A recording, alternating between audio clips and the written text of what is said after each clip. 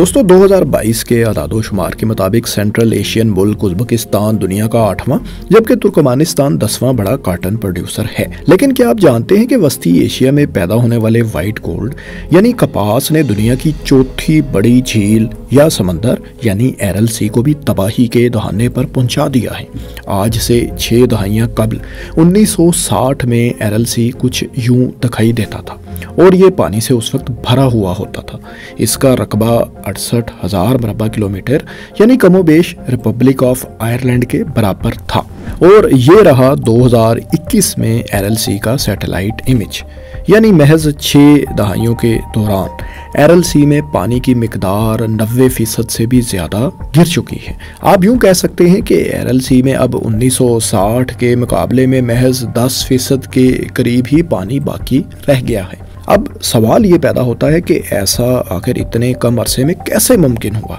दोस्तों, इतनी बड़ी तबाही को जानने के लिए हमें पहले इस झील के वाटर सोर्सेज के बारे में जानना होगा।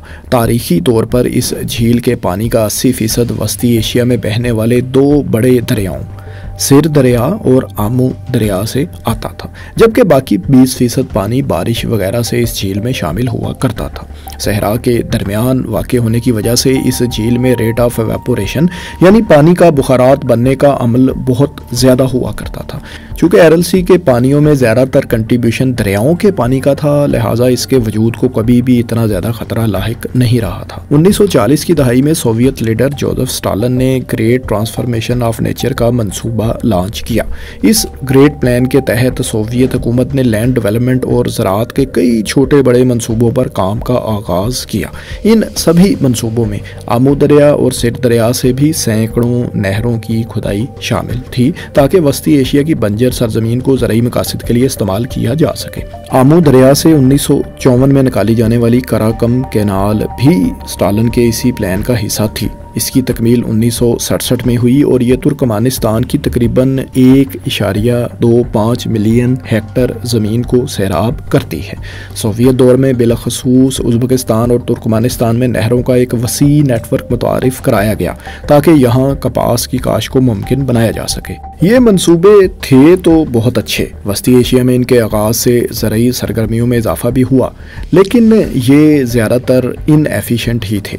अंदाज़ों के मुताबिक सोवियत दौर में निकाली गई इन नहरों में से 30 से लेकर 70% तक पानी ज़ाया हो रहा था। इस पर मज़ीद ये हुआ कि 1973 की योम कपूर वार के बाद मिस्र ने एक समझौते के तहत न सिर्फ इसराइल को तस्लीम कर लिया बल्कि सोवियत ब्लॉक से भी दूर होने लगा।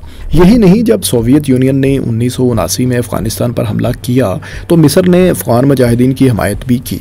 इसके रिस्पांस में सोवियत यूनियन ने मिस्र को हथियारों की सप्लाई बंद कर दी। बदले में मिस्र ने सोवियत यूनियन को एक्सपोर्ट होने वाली कॉटन पर पाबंदी आयद कर दी। अब सोवियत यूनियन ने वस्ती एशिया की सरजमीन से कॉटन की पैदावार पहले से भी ज़्यादा हासिल करने का प्लान किया और दोनों दरियाओं यानी आमू दरिया और सिर दरिया से और भी ज़्यादा पानी निकालना शुरू कर दिया। इसका फ़ायदा ये तो ज़रूर हुआ कि तुर्कमानिस्तान और उज़्बेकिस्तान में कॉटन की पैदावार पहले से भी ज़्यादा बढ़ गई। 1988 में उज़्बेकिस्तान दुनिया में कॉटन का सबसे बड़ा एक्सपोर्टर बन चुका था। आज भी दोनों ममालिक कॉटन के बड़े एक्सपोर्टर्स हैं। कॉटन उज़्बेकिस्तान की जीडीपी में 17% जबकि तुर्कमानिस्तान की जीडीपी में 10% तक कंट्रीब्यूट करती है। लेकिन दूसरी तरफ इसका जो नुकसान था वो भी नाकाबिले बयान था। वस्ती एशिया में कॉटन और दूसरी फसलों के लिए पानी चूँकि आमू दरिया और सिर दरिया से ही लिया जा रहा था, लिहाजा एरल सी में पहुँचने वाला पानी मज़ीद कम होना शुरू हो गया। 1997 में एरल सी की ये सैटेलाइट इमेज आप देखें जो 1960 के असल सरफेस एरिया से 60% से भी कम हो चुका है। ये सिलसिला यही नहीं रुका बल्कि जैसे जैसे पानी कम हुआ रेट ऑफ वेपोरेशन यानी पानी का बुखारात बनने का अमल और तेज़ होता गया और 2021 में 90% तक एरल सी का पानी कम हो चुका था, जो हम शुरू में भी आपको बता चुके। ये तो होगी ये बात कि कैसे एरल सी में पहुंचने वाला पानी कम हुआ और अब ये तबाही के दहाने पर पहुंच चुका है। अब हम ये जानते हैं कि इस एरल सी के सुखड़ने से इस खित्ते और इसके बासियों पर क्या असरात मरतब हो रहे हैं और होंगे। पानी का एक बड़ा ज़ख़ीरा होने की वजह से आज से 6 दहाइयाँ पहले तक जिंदगी इस इलाके में खूब रवां दवां थी। आसपास की आबादियां ज़्यादातर फिशिंग के कारोबार से वाबस्ता थीं। लेकिन जैसे जैसे एरएलसी के पानी में कमी वाक़या होना शुरू हुई, समंदर का पानी यहाँ आबाद बस्तियों से दूर हटता चला गया। इस वजह से लाखों लोग यहाँ से हिजरत करके दूसरे इलाकों में जाकर आबाद होने पर मजबूर हो गए। जब एरएलसी अपने जोबन पर था तो यहाँ जाहिर है बहरी जहाज़ और कश्तियाँ भी चला करती थी, तजारती सरगर्मियाँ भी हो रही थीं, हज़ारों अफराद का रोज़गार इससे वाबस्ता था। लेकिन पानी ख़त्म हो जाने के बाद जो बहरी जहाज़ और कश्तियाँ जो किसी दौर में इस समंदर में चला करती थीं वो तो यहाँ मौजूद हैं, लेकिन समंदर इस जगह से गायब हो चुका है। अगर आपको यहाँ जाने का मौका मिले तो खस्ता हाल और जंग आलूद बहरी जहाज़ और कश्तियों के ढांचे आपको ज़रूर देखने को मिलेंगे। सहरा में एक बड़ा वाटर बॉडी होने की वजह से जब मौसम सरमा के दौरान साइबेरिया से यख बस्ता हवाएं इस रीजन का रुख किया करती थीं तो एरएलसी की सतह से उठने वाले गर्म बुखारात इस टेम्परेचर को किसी हद तक नॉर्मल कर दिया करते थे। यूँ आसपास के इलाकों में दर्जा हरारत काबिले बर्दाश्त हद तक ही रहा करता था। ऐसे ही मौसम गर्मा में रेडिएशन और सूरज की तपिश को समंदर का पानी ज़ाहिर है अपने अंदर जज्ब कर लेता था और आसपास के इलाकों में दर्जा हरारत मुतदिल रहा करता था। अब जाहिर है सब कुछ वैसा नहीं रहा जैसा कभी हुआ करता था। दोस्तों, खुश्क होते एरएलसी ने अपने पीछे एक बड़ा सहरा छोड़ा है जिसे एरल कम डेजर्ट कहा जाता है। एरएलसी का पानी चूँकि बाकी समंदरों के पानी के मुकाबले में ज़्यादा नमकियात रखता है, लिहाजा इसके सहरा की रेत में नमकियात की मिकदार भी बहुत ज़्यादा है। यहाँ से जब सहराई तूफ़ान उठते हैं तो वस्ती एशिया के करीबी इलाकों की ज़रई ज़मीन को अपनी लपेट में ले लेते हैं। ज़्यादा नमकियात ज़राअत के लिए ज़ाहिर है नुकसानदेह होते हैं। इन नमकियात को ज़मीन से ड्रेन करने के लिए दरियाओं से और भी ज़्यादा पानी निकाला जाता है।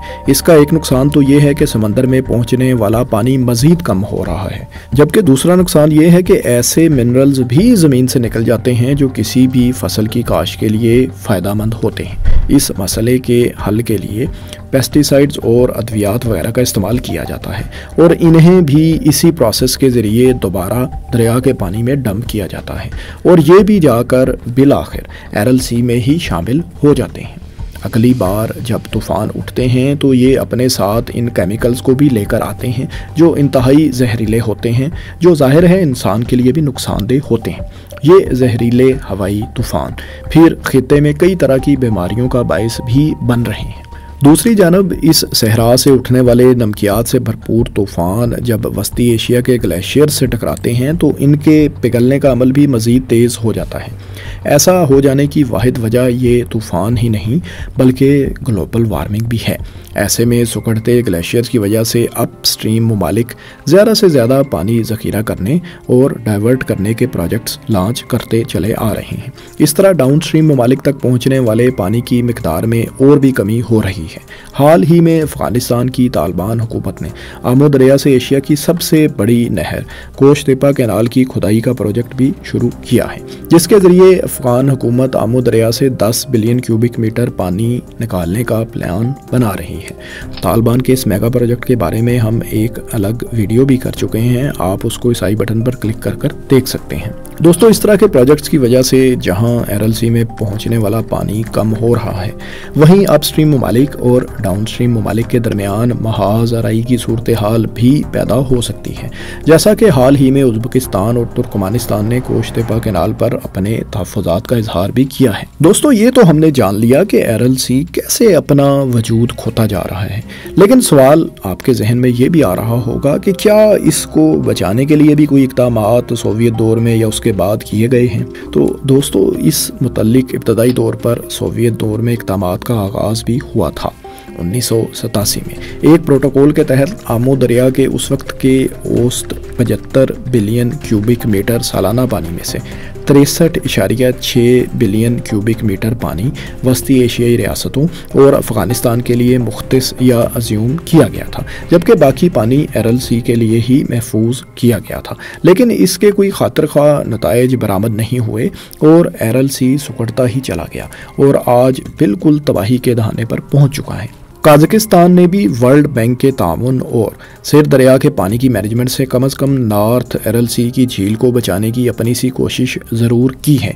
2005 में इस कोशिश के नतीजे में मुकम्मल होने वाला ये कोकराल डैम है।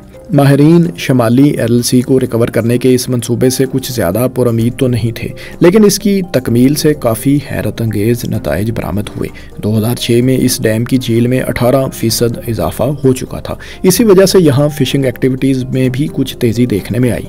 ये इकदाम कुछ न कुछ हद तक मदद तो कर रहे हैं, लेकिन जाहिर है नाकाफ़ी हैं। दोस्तों, सोवियत दौर में होने वाले इकदाम की वजह से एरल सी तबाह तो ज़रूर हुआ, लेकिन आपको ये जानकर शायद हैरत होगी कि ये कोई पहला मौका नहीं जब कजाकिस्तान और उज़्बेकिस्तान के बॉर्डर्स पर वाक़या एरल सी से पानी मुकम्मल तौर पर ख़त्म होता जा रहा है, बल्कि 15वीं सदी में भी ऐसा वक्त आया था जब एरल सी कमोबेश मुकम्मल तौर पर खुश्क हो गया था और इसके किनारों पर आबाद लोग यहाँ से हिजरत कर गए थे। उस ज़माने में ऐसा क्या हुआ होगा ये तो ज़्यादा मालूम नहीं, लेकिन इस तबाही से एरल सी ने बहरहाल रिकवर ज़रूर कर लिया था और 16वीं सदी में ये एक बार फिर से भरना शुरू हो गया था।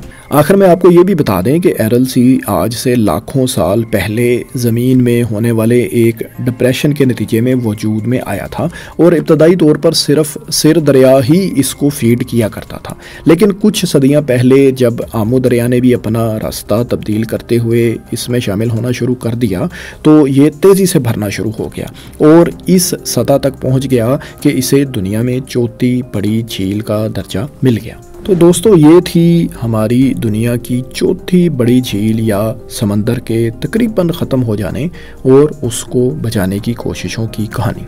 आपको कैसी लगी ये वीडियो? अपनी राय से कमेंट्स में बताएं और आपको अगर ये वीडियो अच्छी लगी तो इसको शेयर भी करें और हमारे चैनल को सब्सक्राइब भी कर लें। और आप मज़ीद वीडियोस किन मौज़ूआत पर देखना चाहते हैं इससे भी कमेंट्स में ज़रूर आगाह करें। शुक्रिया।